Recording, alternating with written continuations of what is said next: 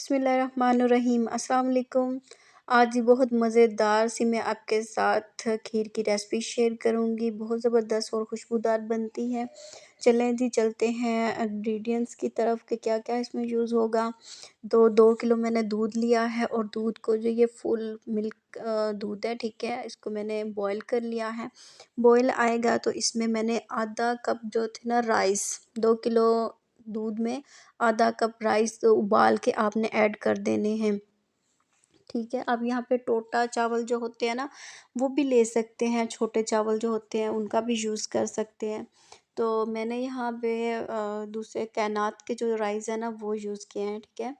तो आपने क्या करना है, उसके बाद 4 से 5 इलायचियाँ इसमें ऐड कर देनी है। अगर आपके पास खोया अवेलेबल हो तो आप इसमें खोया भी ऐड कर सकते हैं, ठीक है। उससे ये डबल ट्रिपल मज़े की बनेगी, ठीक है। बहुत ही मज़ेदार और खुशबूदार ये रेसिपी बनेगी, आपने ज़रूर बनानी है। अच्छी तरह इसे मिक्स करना है और कम से कम आपका 1 से डेढ़ घंटा इसको ज़रूर देना है आपने। जितनी ये स्लो आंच पे बनेगी, जितनी ये हल्की आंच पे बनेगी, ये उतनी ही मज़ेदार और डिलीशियस बनेगी। और 1 कप यहाँ पे मैं चीनी डाल रही हूँ। आप अपने टेस्ट के मुताबिक कम और ज़्यादा भी कर सकते हैं, इससे ज़्यादा भी डाल सकते हैं और कम भी डाल सकते हैं। और 1 पैकेट इसमें मैं क्रीम का ऐड कर लूँगी। मेरे पास ओल्पर है, आपके पास जो भी अवेलेबल हो, मिल्क पैक है, जो भी अवेलेबल हो वो आप इसमें डाल सकते हैं, ठीक है।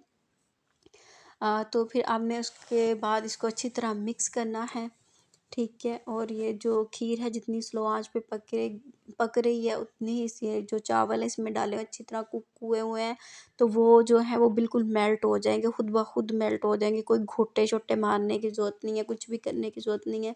वो जो घोटे छोटे होते हैं उनका टेस्ट फिर इनमें आ जाता है, आपने अवॉइड करना है। वो घोटे छोटे कोई चीज़ नहीं मारनी, इसमें खुद ब खुद इन्होंने मेल्ट हो जाना है बहुत ही अच्छी तरीके से।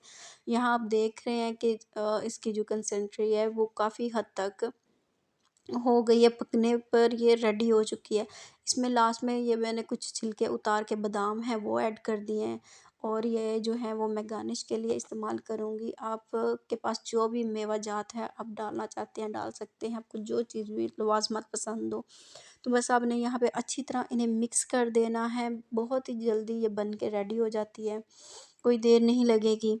अच्छी तरह मिक्स करें आपने और यहाँ पे आप देख रहे हैं ये बुलबुले से आ रहे हैं, तो यहाँ पे ये पक के रेडी होगी। अगर ज़्यादा आप इसको ऐसे ही छोड़ देंगे तो ये दूध-दूध इसमें लगेगा और अच्छी तरह बनेगी नहीं। आपने अच्छी तरह इसको कुक करना है और पानी जो है दूध जो है वो काफ़ी हद तक मेल्ट हो जाएगा। यहाँ आप देख सकते हैं इसकी जो अ स्टेज है वो किस स्टेज पे पहुँच आई है।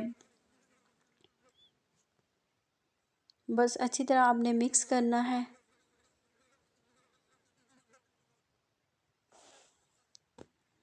और देखें यहाँ पे ये बिल्कुल रेडी हो गई है। बहुत ज़्यादा भी दूध खुश्क नहीं कर देना, फिर वो थिक हो जाएगी। और यहाँ पे मैंने इसको एक बाउल में निकाल लिया था और अब इसकी गार्निश की बारी आई है। तो गार्निश ज़रूर करना चाहिए, जो चीज़ देखने में अच्छी लगे आपकी आँखों को तो वो खाने में भी अच्छी लगती है। 1 से डेढ़ घंटा आपने इसको फ्रिज में रखना है और ठंडी-ठंडी आपने सर्व करनी है। बहुत ही मज़े की बनती है, खुशबूदार है। आप लोगों ने भी ज़रूर बनानी है और अपना फीडबैक भी मेरे साथ ज़रूर शेयर करना है।